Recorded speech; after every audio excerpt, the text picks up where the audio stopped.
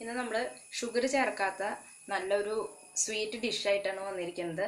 അപ്പോൾ പേര് എന്തിടണമെന്ന് എനിക്കറിയില്ല. നമ്മളിതിനകത്ത് ഡേറ്റ്സ്, അതുപോലെ തന്നെ അണ്ടിപ്പരിപ്പ്, ബദാം പരിപ്പ് ഇതെല്ലാം ചേർത്തിക്കണം. അപ്പോൾ ഡ്രൈ ഫ്രൂട്ട്സ് കൊണ്ട് നമുക്ക് ഷുഗർ ചേർക്കാത്ത ഒരു നല്ല സ്വീറ്റ് ഡിഷ് എങ്ങനെ തയ്യാറാക്കാമെന്ന് നോക്കാം.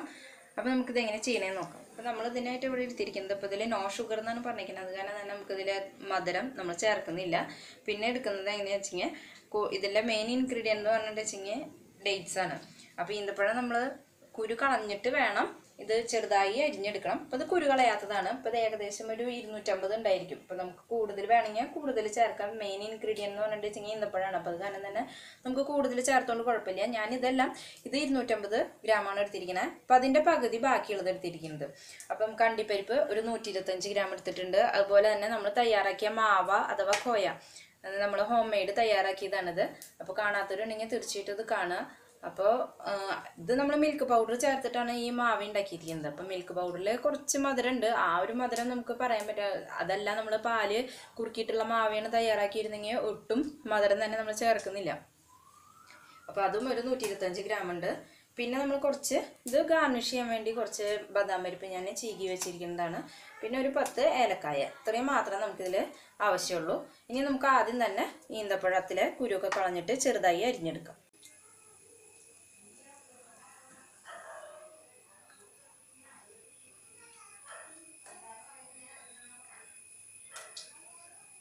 അപ്പോൾ കുരുവെല്ലാം കളഞ്ഞെടുത്ത ഈന്തപ്പഴത്തിനെ നമ്മൾ ഇതുപോലെ ചെറുതാക്കി അരിയുക, അല്ലെങ്കിൽ കട്ടിങ് പാടുമ്മ വെച്ച് അരിഞ്ഞു. നമ്മുടെ ഡേറ്റ്സ് എല്ലാം അരിഞ്ഞു കഴിഞ്ഞു. അതുപോലെ തന്നെ ഏലക്കായ പൊടിച്ച് വെച്ചിട്ടുണ്ട്.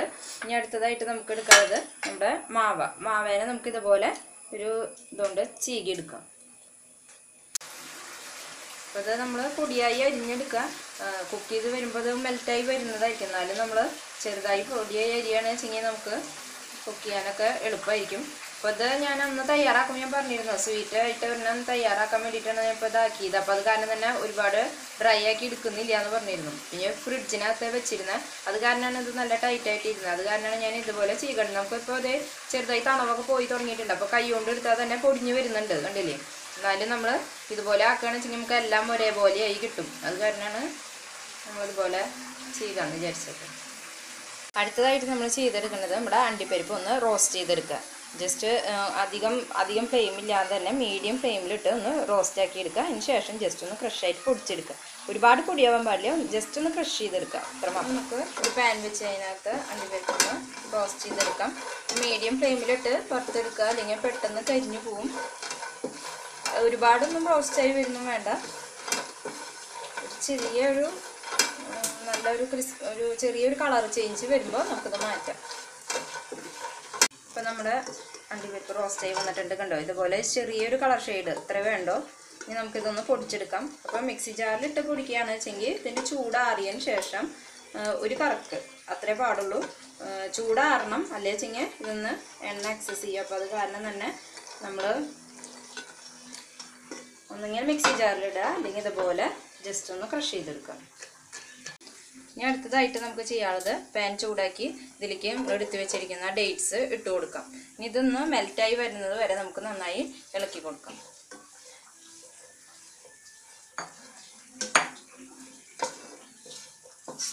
ഇത് അത്യാവശ്യം ഫ്ലെയിമിൽ കിടന്നോട്ടെ, കുഴപ്പമില്ല. മീഡിയം ഫ്ലെയിമൊന്നും വേണ്ട. നമുക്ക് പെട്ടെന്നൊന്ന് മെൽറ്റായി വരുന്നത് വരെ നന്നായി ഒന്ന് കുക്കായി വരട്ടെ. അപ്പം ഞാനിത് എൻ്റെ വക ക്രിയേഷനൊന്നും അല്ല, ഇതുപോലെ യൂട്യൂബിൽ ഒരാൾ തയ്യാറാക്കുന്നത് കണ്ടിട്ട് അന്ന് മുതൽ എനിക്ക് ഇത് തയ്യാറാക്കാൻ വേണ്ടി കുറേ ദിവസമായി ഞാൻ കാത്തിരുന്നിട്ട്. അപ്പം എൻ്റെ ഒരു ഇതിൽ എനിക്ക് തോന്നുന്നു ഇതിൽ കുറച്ച് ഡെസിക്കേറ്റഡ് കോക്കനട്ട് ഇട്ടിട്ടുണ്ടെങ്കിൽ കുറച്ചും കൂടി ടേസ്റ്റ് ഉണ്ടായിരിക്കും. പക്ഷെ ഇവിടെ കോക്കനട്ടിൻ്റെ ഇത് താല്പര്യമില്ലാത്തവരെ ഒരുപാടാണ്. അപ്പോൾ അത് കാരണം ഞാൻ ചേർക്കുന്നില്ല. നിങ്ങൾക്ക് കോക്കനട്ട് ഇഷ്ടമാണ് വെച്ചെങ്കിൽ നിങ്ങളൊരു 2 ടേബിൾ സ്പൂൺ ഡെസിക്കേറ്റഡ് കോക്കനട്ട് ചേർത്തിട്ടുണ്ട് വെച്ചെങ്കിൽ നമുക്കൊരു കുക്കീസിൻ്റെ ഒക്കെ ഒരു ടേസ്റ്റിൽ കഴിക്കാൻ പറ്റും കേട്ടോ. ഒന്നും കൂടി ഒന്ന് കുക്കായി വരണം. അപ്പം നമ്മളിത് അരിഞ്ഞ് വെച്ചത് മാക്സിമം നമുക്കിത് ഇങ്ങനെ ഇതുപോലെ കട്ട് ചെയ്തിട്ടൊക്കെ എടുക്കുക. അപ്പോൾ ചെറിയ ചെറിയ കഷ്ണങ്ങളാക്കി എടുത്തിട്ടുണ്ടെന്ന് വെച്ചെങ്കിൽ നമുക്ക് എല്ലാ ഭാഗവും ഒരേപോലെ കുക്കായി കിട്ടും. അത് കാരണമാണ് ഒരു 5 മിനിറ്റ് നേരമൊക്കെ നമ്മൾ ഇതുപോലെ കുക്ക് ചെയ്തെടുത്താൽ മതിയാവും. ഇതൊരു ഇതായി വന്നിട്ടുണ്ട്. ഇനി ഇതിലേക്ക് നമ്മൾ ഒന്ന് ഫ്ലെയിം ചെറുതാക്കി വെച്ചിട്ട് നമ്മൾ പൊടിയായി അരിഞ്ഞു വെച്ചിരിക്കുന്ന മാവ് അതിലേക്ക് ഇട്ട് കൊടുക്കാം.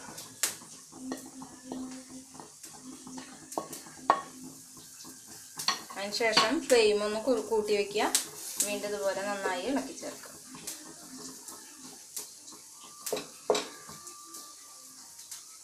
അപ്പോൾ നമ്മുടെ മാവിൻ ഡേറ്റ്സും ഒക്കെ നന്നായി യോജിച്ച് വന്നിട്ടുണ്ട്. ഇതിലേക്ക് നമുക്ക് അണ്ടിപ്പരിപ്പ് ചേർത്ത് കൊടുക്കാം. ഇതുപോലെ തന്നെ നന്നായി യോജിപ്പിച്ചെടുക്കുക. പിന്നെ നമ്മൾ ഇതിലത്തെ ഒരു ഫ്ലേവറിന് വേണ്ടിയിട്ടാണ് ഇത് ഏലക്കായ ചേർക്കുന്നത്. താല്പര്യം ഉണ്ടെങ്കിൽ ചേർത്താൽ മതി, ഇല്ലെങ്കിൽ കുഴപ്പമൊന്നുമില്ല. നമ്മൾ ഏലക്കായും ചേർത്ത് കൊടുത്തിട്ടുണ്ട്. നന്നായി ഒന്ന് ഇളക്കി യോജിപ്പിച്ചെടുക്കാം.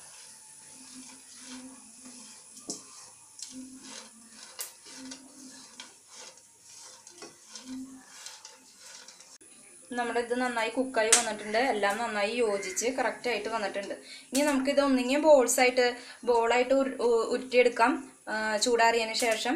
അല്ലാന്നുണ്ടെങ്കിൽ നമുക്ക് ഒരു പ്ലേറ്റിലേക്കോ അല്ലെങ്കിൽ എന്തെങ്കിലും ഒരു പാത്രത്തിലേക്ക് വെച്ചിട്ട് നല്ല പാകാക്കി കറക്റ്റായിട്ട് മുറിച്ചെടുക്കാവുന്നതാണ്. അപ്പോൾ ഞാനിപ്പോൾ ഇവിടെ ഒരു കേക്ക് ടീനിലാണ് ആക്കുന്നത്. അപ്പോൾ ഞാനിപ്പോൾ ഇവിടെ ഒരു കേക്ക് ടീനാണ് എടുത്തിരിക്കുന്നത്. അപ്പോൾ അതിലേക്ക് നമുക്ക് മുമ്പ് ഗാർണിഷ് ചെയ്യാൻ വേണ്ടിയിട്ട് കുറച്ച് അടിഭാഗത്ത് നമ്മൾ ചീകി വെച്ചിരിക്കുന്ന ബദാം പരിപ്പ് ഇട്ട് കൊടുക്കാം.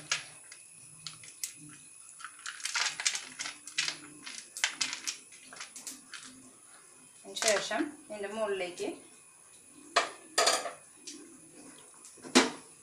തയ്യാറാക്കി വെച്ചിരിക്കുന്നത് ഇട്ട് കൊടുക്കാം.